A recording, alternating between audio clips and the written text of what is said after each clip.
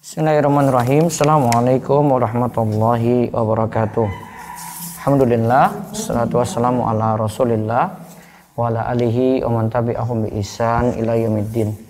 Allahumma inna nas'aluka ilman nafi'a wa rizqan thayyiba wa amalan mutaqabbala. Puji syukur kita panjatkan pada Allah. Selawat serta salam semoga tercurah pada Nabi besar, Nabi agung, Nabi kita Muhammad sallallahu alaihi wasallam. Pada kesempatan pagi ini kita kembali melanjutkan pembahasan kiat belajar bagi orang sibuk dari pembahasan buku Mahasantri. Kita lanjutkan kembali tentang masalah buku. Bagaimana para ulama semangat untuk mengoleksi buku. Pembahasan sebelumnya kita juga jelaskan tentang buku-buku apa yang bisa dikoleksi, dan ini adalah di antara cara agar kita dapat meraih ilmu dengan baik. Kita memiliki buku tersebut ya, dibandingkan dengan hanya sekadar mendengar ya, atau sekadar melihat kajian. Jadi kalau buku panduan atau buku pegangan kita miliki, maka akan memudahkan kita dalam belajar. Nah, di halaman 124 sampai 128 ini menjelaskan tentang kiat-kiat mengoleksi buku dan juga kisah para ulama yang semangat dalam mengoleksi buku. Kita lihat satu persatu bahasan ini. Monggo di halaman 124 bisa dibaca. Bahan bakar untuk mengobarkan api semangat menuntut ilmu. Sudah selayaknya bagi kita agar memiliki perhatian terhadap kitab-kitab. Syekh Muhammad bin Shalih Al-Utsaimin rahimahullah berkata, sudah selayaknya bagi penuntut ilmu untuk memperhatikan hal ini, yaitu mengumpulkan kitab. Akan tetapi, hendaklah memulainya dari kitab yang paling penting, kemudian yang penting berikutnya. Jika tidak memiliki banyak uang, bukanlah suatu hal yang bijaksana jika membeli kitab yang sangat banyak dengan cara berutang, karena hal ini termasuk membelanjakan uang di jalan yang kurang baik. Oleh karena itu, Rasulullah SAW tidaklah memerintahkan kepada seseorang yang hendak menikah namun tidak punya uang agar dia berutang. Bersemangatlah untuk memiliki kitab-kitab pokok yang paling penting, bukan kitab yang ditulis oleh orang pada zaman sekarang. Karena sebagian penulis pada zaman sekarang ini tidaklah memiliki ilmu yang mendalam. Oleh karena itu, jika engkau membaca kitab, engkau akan menemukan pembahasan yang mengembang. Terkadang penulis hanya menukil saja dari kitab yang lain.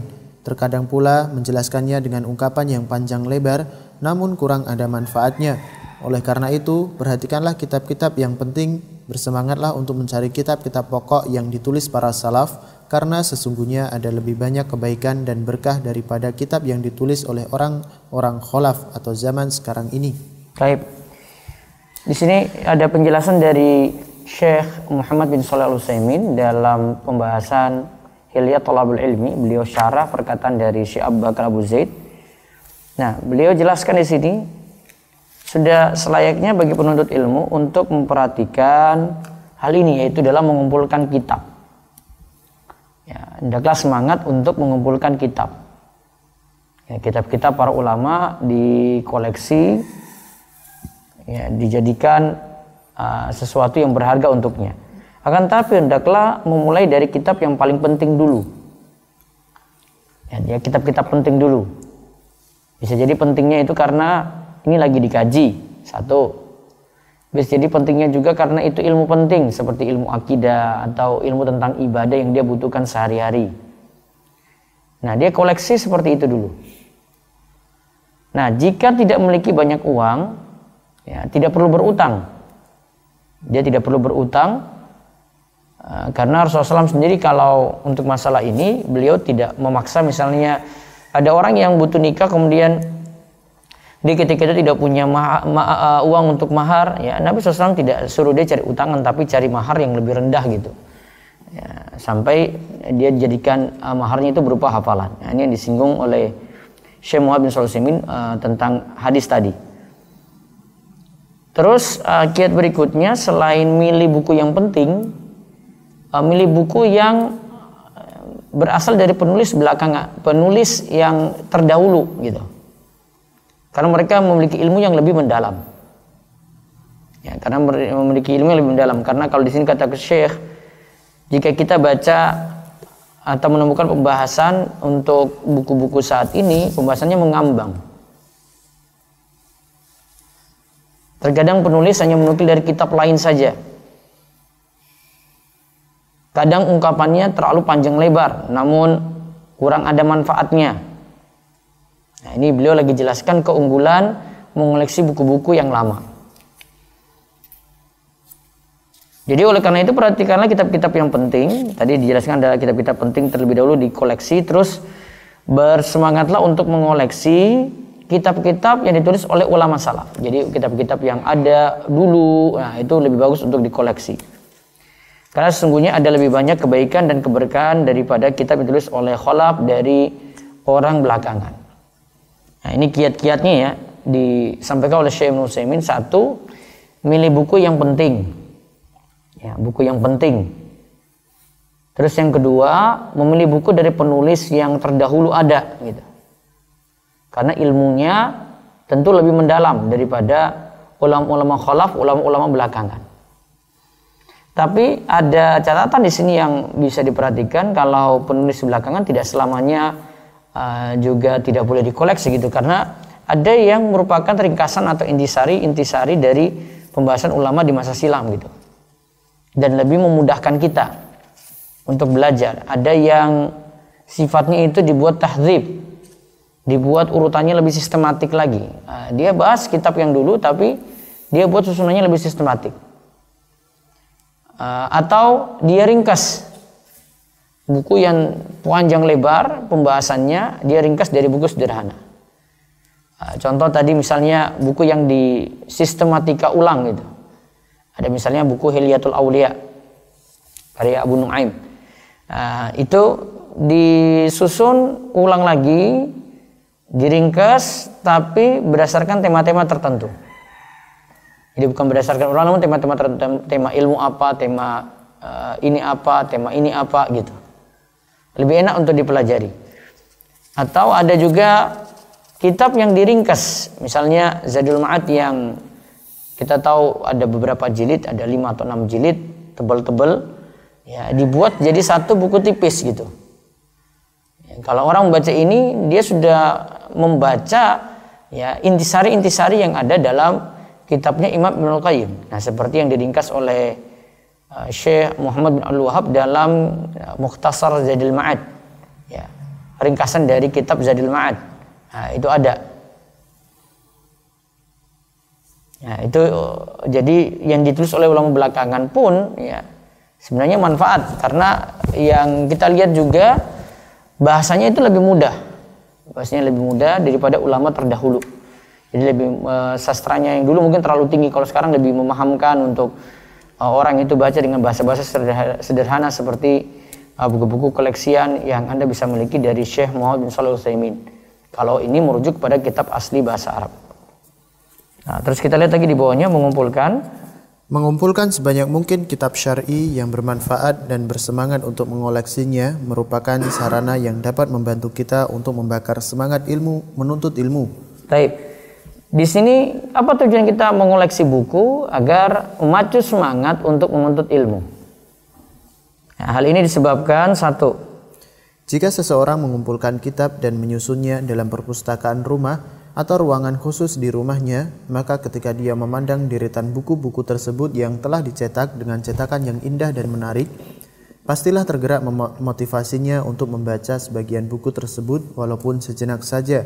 Karena ketika dia memandang kitab-kitab itu, dia akan teringat dengan kesungguhan yang dicurahkan oleh para ulama salaf dalam menulis, menyusun dan mengumpulkan kitab-kitab tersebut. Dia juga akan teringat dengan berbagai kesulitan yang dihadapi dalam menulisnya.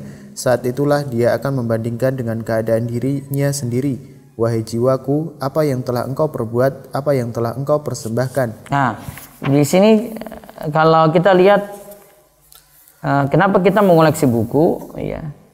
Kalau buku-buku para ulama itu ada di rumah, itu akan lebih memacu kita untuk belajar. Karena kita akan bayangkan bagaimana para ulama menulis, terus bagaimana para ulama itu menyusun ya, dan mengumpulkan kitab-kitab tersebut. atau ada hadis-hadis, berarti bagaimana ia mengumpulkan hadis-hadis tersebut sehingga memacu kita untuk semangat dalam belajar. Nah, ini sebab pertama kenapa kita disuruh mengoleksi buku. Terus yang kedua, ketika dia melihat kitab-kitab yang banyak di perpustakaannya dan belum terbaca, dia akan bertanya pada dirinya, sampai kapan aku mengumpulkan kitab dan tidak membacanya? Kemudian mencela dirinya, wahai jiwaku, bukanlah suatu aib dalam mengumpulkan banyak kitab. Bahkan hal itu sesuatu yang sangat terpuji dan memiliki banyak keutamaan. Namun yang menjadi aib adalah ketika engkau meninggalkan untuk membacanya, maka sadarlah dari kelalaianmu dan bangunlah dari tidurmu. Ya, jadi mengoleksi kitab bukan suatu aib, yang penting nanti dibaca. Ya, punya keinginan dibaca untuk mengatamkan kitab-kitab tersebut. Nah, jadi kenapa mengoleksi buku tadi? Ya, biar semangat juga untuk membacanya sampai tuntas. Kalau tadi kan yang pertama kita membayangkan bagaimana perjuangan para ulama dalam menulisnya. Kalau yang kedua ini kita akan terpacu untuk semangat membacanya. Terus yang ketiga, terkadang seseorang mengalami kesusahan, kegelisahan, dan kesedihan sehingga mendorong dirinya untuk melakukan apa saja agar bisa melupakannya. Sehingga ketika dia melihat kitab yang tersusun di perpustakaannya, dia akan mengambil kitab yang dapat diraih oleh jangkauan tangannya untuk dibaca. Terkadang tidaklah dia meninggalkan kitab itu sampai menyelesaikannya. Ya, terkadang seorang itu mengalami kesusahan, kegelisahan, dan kesedihan sehingga mendorong dirinya untuk melakukan apa saja agar bisa melupakannya. Nah, sehingga ketika dia melihat kitab tersebut, dia akan mengambilnya. Nah, terkadang tidaklah dia meninggalkan kitab itu sampai menyelesaikannya. Jadi ada yang hatinya itu susah, gelisah, dihibur dengan kitab. Ya, dihibur dengan kitab, dihibur dengan buku, sehingga dia baca buku-buku yang ada sampai tuntas. Nah, ini diantara tujuannya mengoleksi buku lagi. Terus yang keempat, menginfakkan harta untuk membeli dan mengumpulkan kitab adalah amal kebaikan, sehingga orang tersebut diberi pahala di dunia dan dia akan memperoleh manfaat setelah dia meninggal dan berada di dalam kuburnya.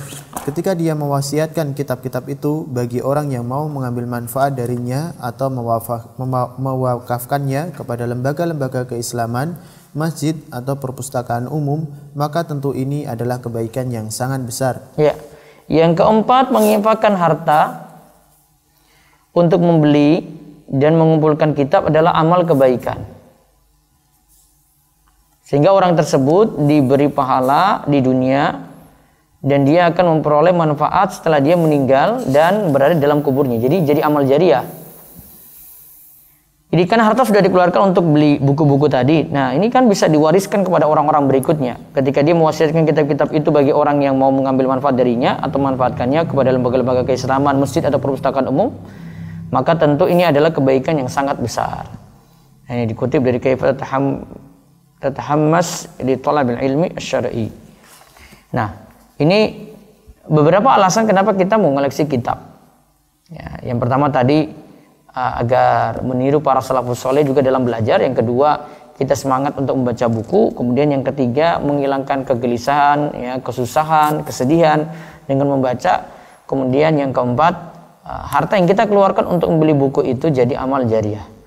Nah, sekarang lihat di halaman 127, semangat para ulama dalam mengumpulkan kitab. Semangat para ulama dalam mengumpulkan kitab.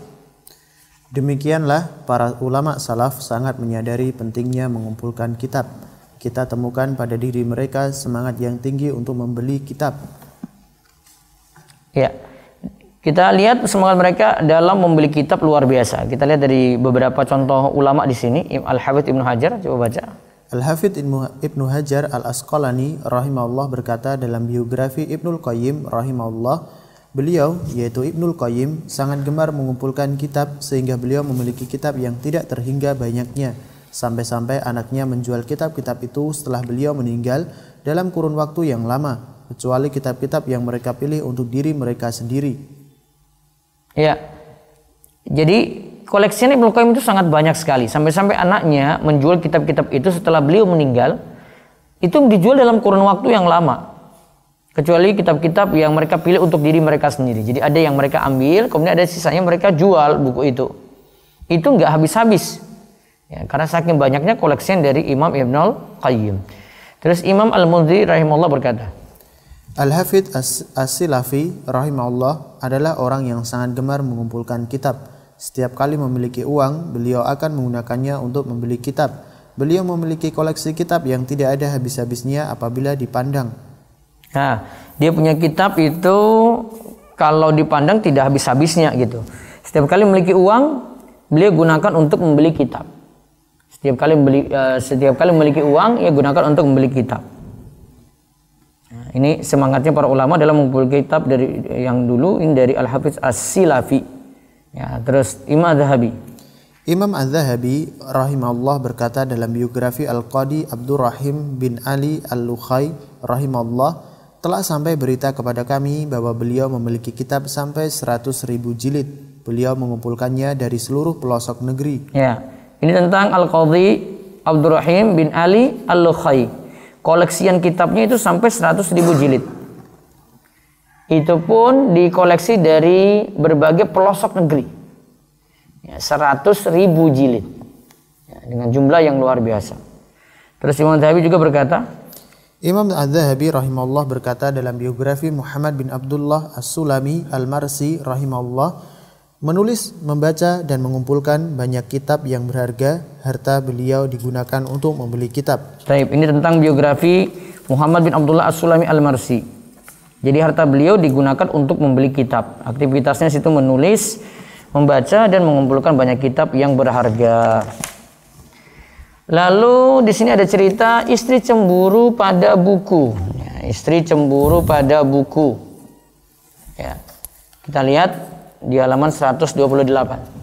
Saking kutub bukunya, ada ulama yang sampai buku-bukunya membuat istrinya sangat cemburu. Istrinya berujar seperti ini, demi Allah, buku-buku ini lebih membuatku cemburu daripada 3 istri madu. Ya, jadi daripada memiliki 3 istri lagi, ya, buku-buku ini lebih membuat istrinya itu cemburu. Terus inilah yang dikatakan oleh istri Imam Az-Zuhri terhadap suaminya, karena suaminya tidaklah pernah lepas dari buku. Ya, suaminya tidak pernah lepas dari buku. Nah, sekarang bagaimana kecintaan kita sendiri pada buku dan pada ilmu?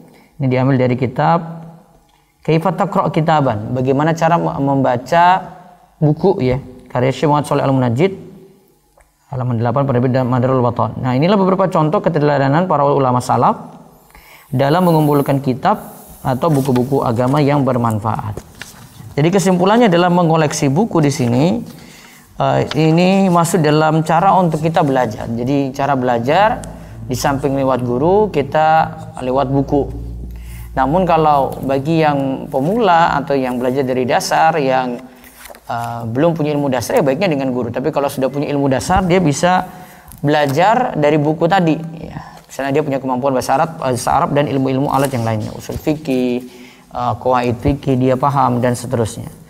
Nah, terus yang telah kita bahas lagi, buku-buku yang bisa kita koleksi, ya, bisa kita kumpulkan, dan ini kami sarankan secara bertahap.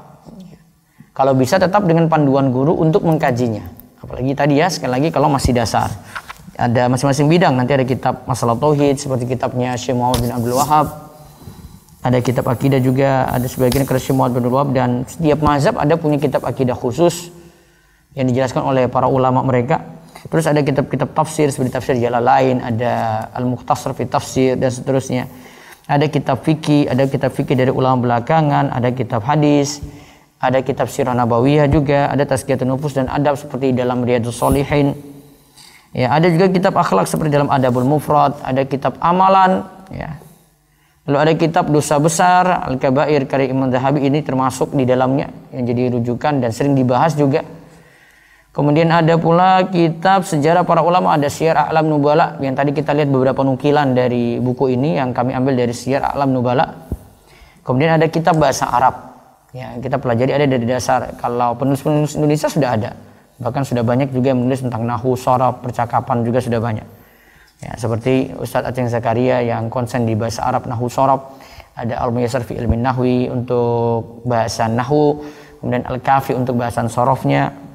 Juga di sini bisa pelajari dari buku Mukhtarat Qawaidul Lughatil Arabiyyah karya Ustadz Aunur Rafiq Gufran, dan kalau yang lebih advance itu ada kitab Mulakhas Qawaid Al-Lughatil Arabiyyah Fuad Ni'mah. Lalu yang kita lihat tadi tentang semangat ya dalam mengoleksi buku.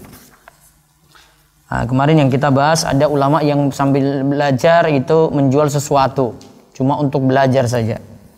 Ada yang sampai jual pakaian, ada yang sampai jual celana gitu. Ya, ada yang sampai makannya pun terbatas karena untuk belajar. Nah, baru yang tadi kita bahas ada kiat-kiatnya, yang kiat-kiat pentingnya dalam kita mengoleksi buku seperti tadi dijelaskan oleh Syekh Muhammad bin Shalih Al-Utsaimin, itu milih buku yang penting dulu. Kemudian yang kedua, milih buku dari ulama-ulama terdahulu daripada ulama belakangan. Walaupun tadi saya sudah beri catatan kalau dari ulama belakangan pun ada yang bagus ya, karena bahasanya lebih mudah, lebih sistematik dan lebih mudah kita pahami sehingga kita bisa tangkap ilmu-ilmu yang ada. Atau mungkin ada kitab terdahulu yang dijelaskan oleh ulama belakangan. Ya, seperti misalnya kitab akidah, ada Al-Aqidah At-Tahawiyah atau Al-Aqidah Al-Wasithiyah. Nah, itu kita jelaskan dengan perkataan ulama belakangan, misalnya dengan penjelasan Syekh Ibnu Utsaimin dan seterusnya. Ya, terus ada sebab-sebab kenapa kita koleksi buku gitu ya. Karena yang pertama ingin mencontoh para ulama dulu sehingga semangat juga seperti mereka. Kemudian yang kedua biar semangat baca. Kemudian yang ketiga agar hilang kesedihan, kesusahan, kegelisahan. Kemudian yang keempat kita menginfakkan harta jadi tidak sia-sia karena ini nanti akan jadi amal jariah. Nah, baru yang terakhir tadi tentang semangat para ulama dalam mengumpulkan kitab. Ada kisah Ibnu Al-Qayyim, ada kisah Al-Hafiz As-Silafi, kemudian ada kisah Al-Qadhi Abdul Rahim bin Ali Al-Luqai, ada kisah lagi dari Muhammad bin Abdullah As-Sulami Al-Marsi. Ya, mereka semangat untuk mengoleksi buku, mengoleksi kitab. Ada yang dapati dari berbagai penjuru negeri. Kemudian yang kisah yang terakhir itu dari Imam Az-Zuhri, buku-bukunya yang ada membuat istrinya cemburu lebih daripada istrinya ini memiliki 3 orang madu, ya, 3 orang istri yang lainnya. Karena perhatiannya Imam Az-Zuhri itu pada kitab yang begitu luar biasa. Ya, wallahu a'lam bishawab, itu yang kita bahas pagi ini. Insyaallah hari Senin kita lanjut lagi dengan tahapan belajar. Kita konsen belajar akidah, fokus belajar akidah dahulu sebelum pelajaran yang lainnya. Dan nanti ada kiat-kiat untuk masih seputar belajar ya, sampai menikah dulu ataukah dalam ilmu agama ya. Dan nanti ada cerita-cerita tentang kami di sini,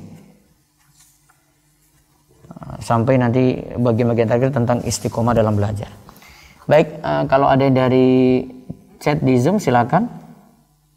Yang berbahasa Arab agar lebih terbiasa melihat tulisan Arabnya ketika mengikuti kajian, atau kitab terjemahan yang mana lebih mudah kita pahami karena belum mahir berbahasa Arab.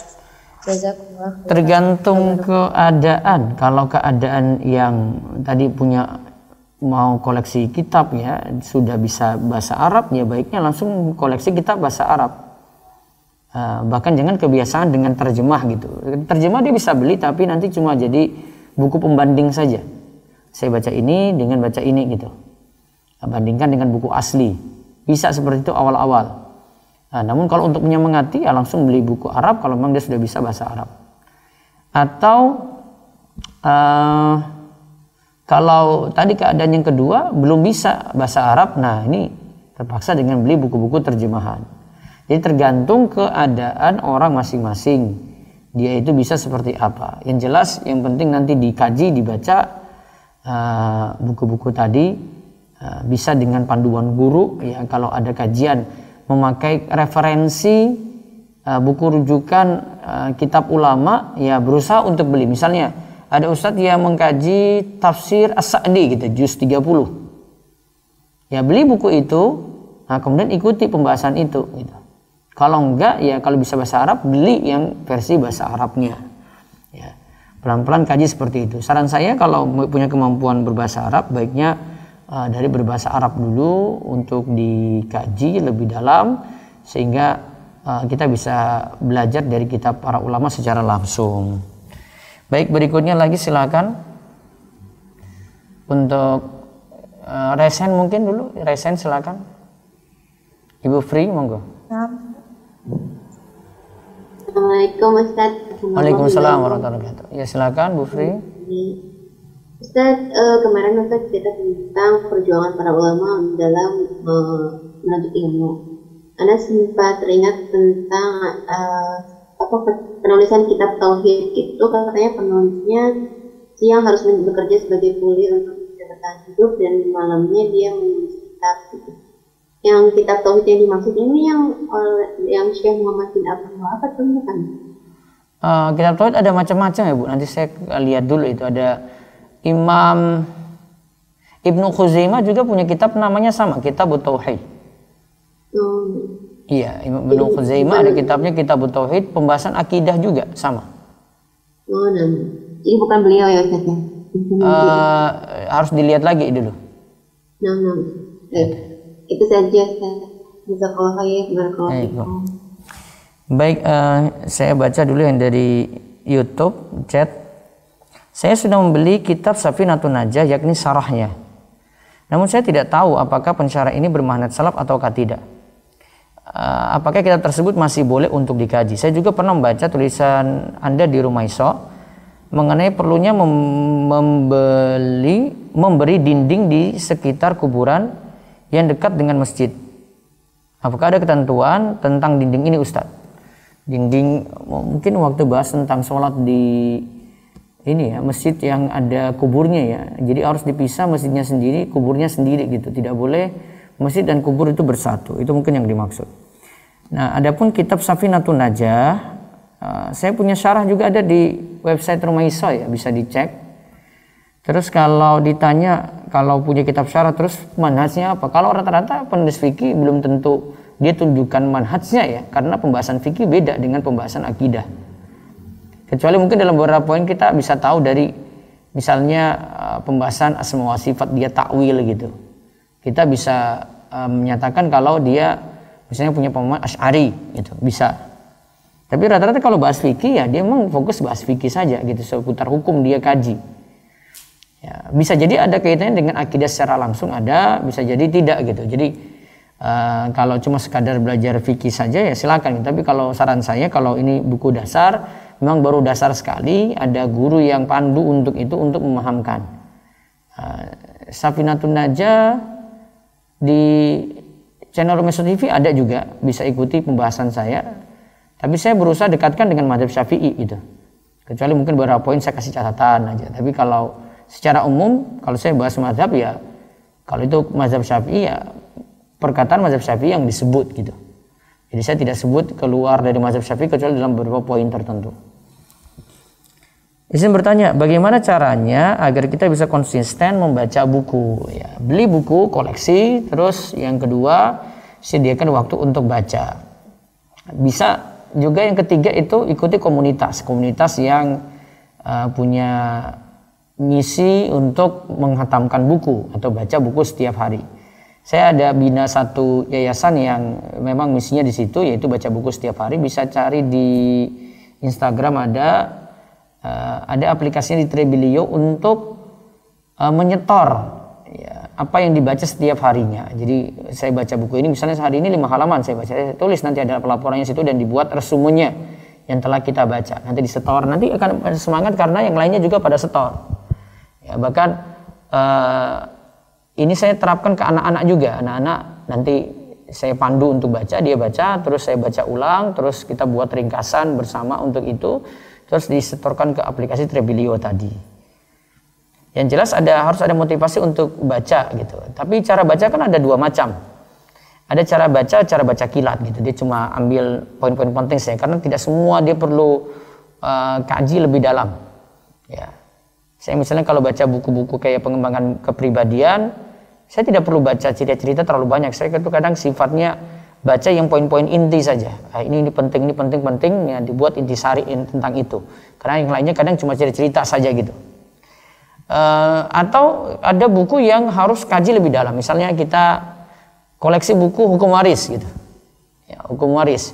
Itu butuh kaji lebih dalam, nggak bisa baca kilat, nggak bisa gitu. Kecuali mungkin kita cuma baca tahu sekilas saja, ini tentang apa, terus kita nanti baca satu hari lebih lengkap lagi. Namun kalau ilmu-ilmu tertentu kita butuh bacanya pelan-pelan, kemudian renungkan setiap poin-poin yang ada yang kita baca. Jadi cara baca ada dua cara seperti itu. Kemudian tinggal memilih waktunya kapan yang senggang. Tergantung kita tujuannya baca itu apa. Apakah tujuannya untuk tugas kuliah atau cuma sekadar ingin nambah wawasan. Kalau tugas kuliah biasanya ada target dia harus baca gitu. Misalnya orang yang punya tugas skripsi atau tesis gitu ya. Dia punya target untuk baca satu hari berapa buku gitu dia harus selesaikan. Tapi kalau cuma sekadar untuk baca saja, dia tidak punya target untuk itu. Dia selesaikan sesuai dengan kemampuan, dia bacanya juga sesuai dengan kemampuan. Bapak Ustaz, di daerah saya terdapat beberapa perkumpulan thariqat yang masing-masing memiliki amal-amalan yang berbeda-beda. Apakah itu memang sesuai dengan ajaran Islam? Itu sesuai dengan ajaran thariqatnya, tidak sesuai dengan ajaran Nabi Shallallahu Alaihi Wasallam. Apakah artikel-artikel Ustadz boleh di-download dan dibacakan di depan keluarga atau sahabat misalnya, bukan untuk dikomersilkan? Boleh, silahkan. Sudah dari dulu banyak yang praktek seperti itu. Kalau belajar bahasa Arab untuk pemula, dimulai dari mana ya? Kalau mau ya percakapan dulu, supaya tidak kaget kalau dijelaskan kaidah. Seperti ada kitab Durusul Lugha, Al-Arabiyyah Baina Yadaik, dan percakapan-percakapan yang lainnya, biar kenal dulu. Nah, baru setelah itu kalau mau serius belajar ilmu nahwu dan sharaf. Baik, bisa yang resen masih ada itu silakan. Nah, Ustadz sudah ada jusnya. Tafadhol dibuka mic-nya. Ya, Bismillahirrahmanirrahim. Assalamualaikum warahmatullahi wabarakatuh. Ya, waalaikumsalam warahmatullahi wabarakatuh. Ustadz, pertanyaannya di luar dari pembahasan. Ini saya ada kesulitan. Saya kan kerja di pabrik gitu ya Ustadz. Jadi kalau misalnya di toilet itu kan toiletnya toilet duduk gitu. Nah, kadang itu saya melihat di tempat yang toilet yang dudukannya itu kadang ada kayak yang warna kuning, kadang ada kayak darah haid yang menempel gitu. Nah, mungkin kan bekas orang gitu. Itu kadang saya bingung cara membersihkannya. Kalau misalkan saya pakai tisu, saya basahin terus saya gosok-gosok kayak gitu, terus saya tunggu sampai kering, misalnya berapa menit gitu kan, ada exhaust fan juga kan itu kering. Nah, itu apakah sudah bisa dipakai ya Ustadz? Bisa, itu sudah bisa dipakai. Yang penting yakin itu sudah bersih, kelihatan dari secara kasat mata saja sudah cukup. Berarti maksudnya cara membersihkannya itu kan nggak perlu diguyur banget gitu ya Ustadz? Ya, kalau mau yakinnya seperti itu. Soalnya kadang pas kan pakai semprotan ya, di toilet yang duduk itu biasanya. Nah, kadang kan nyemprolnya terlalu bus gitu kan susah. Jadi saya suka pakai tisu, saya basahin banget gitu Ustaz.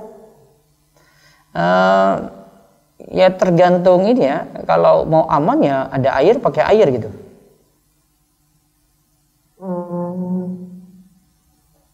Tapi yang tadi misal pakai tisu dibasahin udah kasat mata kelihatan bersih gitu, udah oke ya Ustaz? Iya, sudah sah. Ya, alhamdulillah itu saja Ustaz. Terima kasih atas penjelasannya. Jazakallahu khair. Assalamualaikum. Waalaikumsalam warahmatullahi wabarakatuh. Berikutnya lagi silakan. Nah, Ustaz, tafadholi dibuka mic-nya, Fulana. Assalamualaikum Ustaz. Waalaikumsalam warahmatullahi wabarakatuh. Alfon izin bertanya di luar tema. Mohon pendapat Ustaz, bila anak ada undangan walimahan kerabat, kebetulan anak sedang puasa Daud, apakah anak boleh melanjutkan puasa atau membatalkan puasa pada saat ditawarkan oleh saudara anak untuk makan? Kalau itu keluarga dekat, mendingan dibatalkan dulu, Bu. Nanti lanjut lagi setelah acara itu selesai. Kalau itu tidak terlalu dekat, orang jauh, nggak apa-apa, nggak puasa. Nggak apa-apa kalau tidak batal. Oh gitu ya. Jadi puasa Daudnya tuh batal hari itu juga atau dilanjutkan setelah itu setelah makan gitu? Nanti kesempatan besok atau besoknya lagi baru lanjutkan.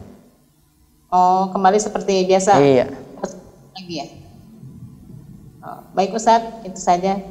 Jazakallahu khairan. Waalaikumsalam. Ya, berikutnya lagi silakan.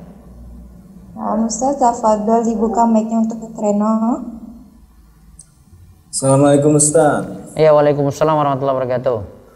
Kan gini Ustaz, kan saya ini saya lagi kerja juga Ustaz. Dengan waktu yang terbatas itu saya lebih memilih baca Al-Quran. Itu itu pun juga harus dengan tafsir, kemudian sampai derajat menghafal. Itu karena butuh konsentrasi dan fokus yang tinggi, itu saya boleh tinggalin kajian yang lain, Mas? Kalau saya sih lebih melihat silakan Bapak seperti itu, tapi tetap masih kurang sempurna Pak kalau pahami sendiri. Kecuali kalau punya ilmu dasar ya. Gitu, apalagi tafsirnya cuma terjemahan. Iya, tafsirnya cuma terjemahan. Iya. Ya kadang juga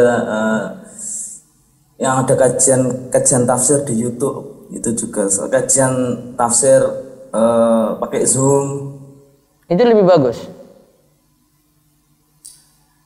Biar tidak salah dalam memahami. Kan waktu saya terbatas ya, Pak. Cuma jam 8 malam sampai kadang sampai jam 11 sampai jam 12 malam itu aja waktu untuk menghafal Al-Quran, kemudian membaca, kemudian tafsir. Itu saya boleh tinggalin kajian yang lain nggak? Bisa saja Bapak konsen di situ. Yang penting belajar jangan dengan sendiri otodidak dengan guru. Karena tafsir itu pembahasannya luas Pak, bukan hanya belajar tafsir saja, itu ada fikihnya, ada hukumnya, ada akidahnya, ada penyemangat akhiratnya gitu, lengkap. Makanya perlu dikaji dengan guru gitu. Gitu Pak Rino. Oh. Iya Pak, ya Ustaz, terima kasih. Jazakallah khair. Ya, berikutnya lagi silakan. Ya Ustaz, Tafadoli Inggit Yunitasari, dibuka mic-nya Bu. Ya, terima kasih untuk kesempatannya Ustaz. Assalamualaikum warahmatullahi wabarakatuh. Waalaikumsalam warahmatullahi wabarakatuh. Izin bertanya di luar tema Ustaz, kebetulan ini titipan orang tua. Jadi gini Ustaz, orang tua saya ditawari oleh temannya untuk menawarkan suatu rumah yang dikontrakan. Nah, jadi si fulanah A misalkan itu ingin punya kontrakan, kemudian ingin menggadaikan kontrakannya tersebut karena memang sedang membutuhkan uang. Nah, kemudian menawarkan nih ke mama gitu kan, dengan nanti imbalannya ketika misalkan rumahnya sudah tergadaikan gitu, kan itu kan rumah kontrakannya udah ada ngisi ya Ustadz. Nanti si yang kontrak ini bayarnya jadi ke mama gitu. Jadi mama yang mendapatkan keuntungan uangnya gitu. Jika mama membantu si fulanah A untuk menggadaikan rumahnya. Nah, apakah itu boleh ya Ustadz mengambil keuntungan dari rumah kontrakan yang digadaikan? Rumah kontrakan digadaikan, berarti ada utang piutang di situ. Iya, jadi rumah itu punya fulanah A, udah dikontrakan, rumah itu tuh dikontrakan gitu Ustadz. Nah, dia butuh uang gitu, terus minta tolong sama orang tua Ana untuk menggadaikan kontrakan itu ke orang lain. Nanti si yang kontrak ini bayarnya ke yang memberikan pegadaian gitu, yang memberikan hutang ke si fulanah A gitu. Jadi bayarnya kontrakannya udah nggak ke fulanah A lagi gitu selama masa tenggang pegadaian itu gitu. Utangnya sama nggak atau bertambah? Kalau utangnya sih sama mungkin ya Ustadz, cuman si keuntungannya jadi si uang kontrakannya ini bayarnya kan harusnya ke yang punya rumah ya Ustadz ya, ke fulanah A gitu. Tapi ini dibayarnya jadi ke yang memberikan pegadaian gitu uangnya. Iya kan, misalnya total utang nanti misalnya utang 50 juta lah. Nanti total kembalinya juga 50 juta atau tidak? Iya, cuman bedanya si yang kontrak ini bayarnya bukan ke yang punya rumah. Boleh. Tapi ke yang memberikan pegadaian, Ustaz. Boleh. Boleh, Ustaz. Yang penting utangnya tetap, Bu. Utangnya tetap 50 juta, nanti kembalinya juga ke orang yang kasih kontrakan juga sama gitu. Dia tidak minta lebih. Ke orang yang kasih gadai tadi itu loh. Bayarnya sih tetap, cuman nanti uang kontrakannya bayarnya harusnya ke orang bayar kontrakannya ke situ karena dikasih uang kan. Sekarang cuma masalahnya adalah utangnya sama enggak, itu saja Bu. Utangnya sama, ya sudah. tapi Bingungnya di mana? Iya, maksudnya takutnya karena kan keuntungan yang iya dapat keuntungan dari yang mengontrak ini gitu, uangnya bayarnya dari yang memberikan hutang gitu, yang memberikan uang pegadaian. Iya kan, uangnya kan nanti sama kan, total uang misalnya 50 juta, nanti ditotal dengan pas kembalinya ke yang kasih gadai itu sama nggak? Ya kalau ditambah sama uang kontrakan itu jadinya beda sih Ustaz. Kan nanti keuntungan orang yang bayar kontrakan itu diberikannya ke yang memberikan hutang, bukan yang punya rumah kontrakan aslinya Ustaz.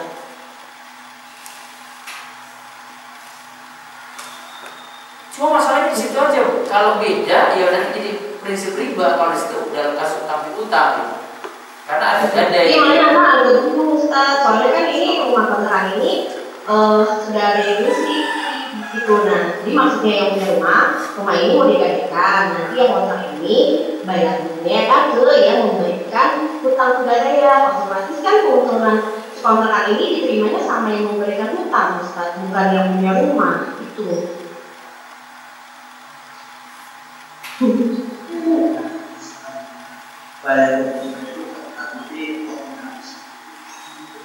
Iya, tetap bayar utangnya tetap, tapi si yang punya kontrak ini yang kontrak ini tuh nanti bayar ke yang memberikan hutang gitu Ustaz. Jadinya per bulannya kontrakannya itu dibayar ke yang memberikan hutang di luar hutangnya gitu Ustaz. Itu kan sama saja dengan uangnya langsung seharusnya mampir ke rumah yang punya kontrakan tadi, ya kan? Tapi dikasih langsung ke orang yang beri gadai. Kalau jumlahnya sama, problemnya di mana, Bu? Problemnya uang kontrakannya ini Ustaz, maksud saya. Jadi gini tak kasusnya, yang punya kontrakan ini menggadaikan ke orang lain. Nah, orang lain ini dapat keuntungan dari pembayaran kontrakan, sedangkan pokok hutang itu dia tetap bayar, misalkan digadaikan 20 juta. Nah, yang menggadaikan ini bayar tetap 20 juta, cuma kelebihannya dapat dari kontrakan itu. Kontrakan itu di luar ya 20 juta tadi, misalkan jangka 1 tahun juga 20 juta. Jadi 1 tahun kemudian dibayar 20 juta, kemudian uang kontrakan itu dikasihnya ke yang penggadai gitu, tapi bayar pokoknya tetap 20 juta. Nah, itu di luar kelebihan kontrakan itu di luar 20 juta itu kan.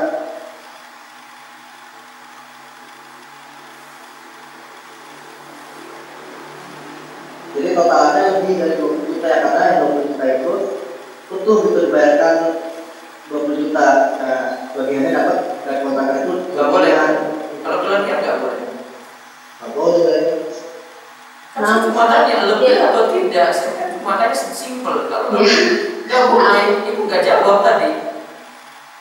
Ibu cuma muter-muter. Kalau ibu jawab lebih dari enggak berarti itu aja kaidahnya, Bu.